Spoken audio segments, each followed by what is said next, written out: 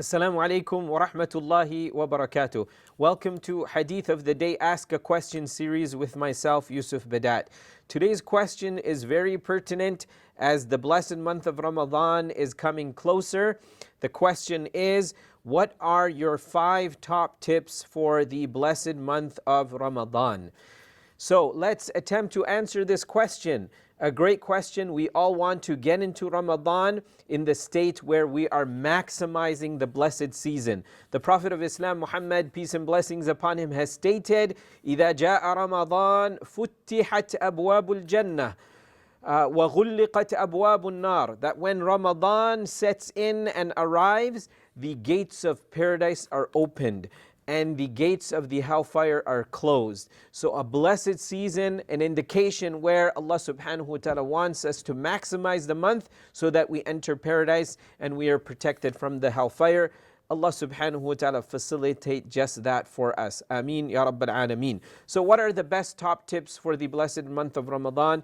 Very quickly, I'm sharing 5 tips that I feel will enable us and facilitate for us to maximize the blessed season of the month of Ramadan. Number 1 is preparation. We can't just get into something and not be prepared. What's the famous saying? A person who fails to plan, plans to fail. So, you're having a wedding, you're not just gonna wake up on the morning of the wedding and just expect everything to be in place. There are arrangements and preparations that take place. You're an athlete, you have to ensure that you're working hard in your training on a daily basis, eating healthy, doing that rigorous daily training. And then you'll do amazing on the field on the day of the competition or the race. So similarly, the month of Ramadan is coming, and if we don't make any kind of preparation, some examples of preparations we need to make. We need to start fasting, optional fasting here and there, so that we are not finding it very shocking when it comes to the first day of the month of Ramadan. We need to start changing our schedules. We need to start making arrangements for our unnecessary appointments so that in the month of Ramadan we have ample time to engage in worship and charitable activities. So all kinds of preparations that we need to do so that when the month of Ramadan does come, we are prepared and equipped to embrace the month.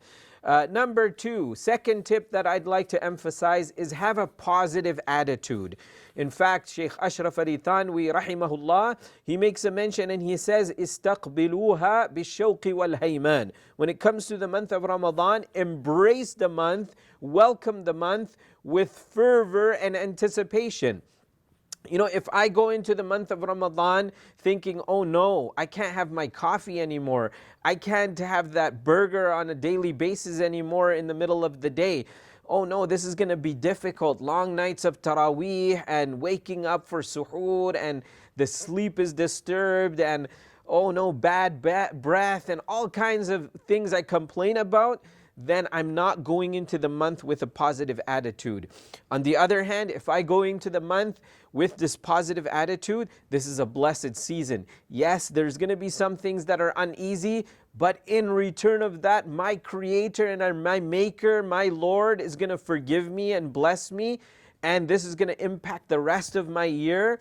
And this is an opportunity to engage in charity and kindness and into more love and changing myself for the better and inculcating discipline, taqwa, awareness of the Almighty. If I go in with this type of attitude, then I will be able to maximize the blessed month.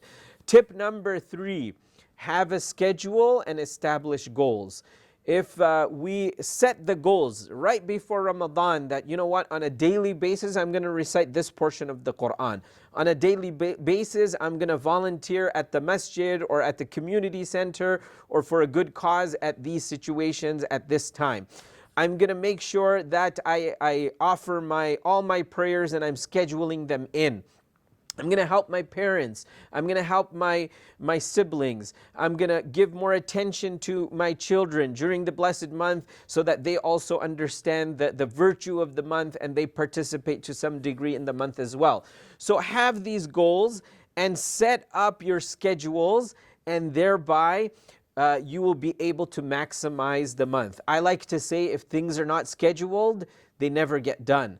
So this is a blessed month. It's about 29 or 30 days, and the days quickly slip away. So if we don't have our goals set and our schedules put into place, by the end of the month, we will have realized that the month is gone and we should have taken advantage of it, but we failed to do so. So when we are scheduled and we have our goals set for the month, then this will allow us to maximize the month to the best of our abilities. Point number or tip number 4 is that we need to have sufficient rest.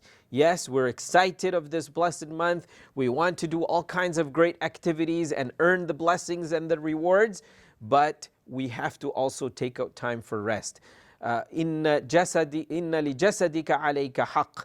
When a companion of the Prophet Muhammad ﷺ stood up in the entire night for prayer and fasted every single day, the Prophet ﷺ said, your eyes also have a right, your body also has a right, your family also has a right, and you need to take care of those rights and those obligations as well. So we don't want to be those people who get into the month with so much excitement and we're staying up all night in prayer and spending the majority of the day in great positive activities, but then on the 3rd or the 4th day, we become sick because we're not resting, we're not sleeping, we're not scheduled. So again, have these great activities in your schedule, but then also plug in a good amount of rest so that you are awake and alert when you're engaging in worship and the great activities to earn the great rewards and the blessings of the month of Ramadan.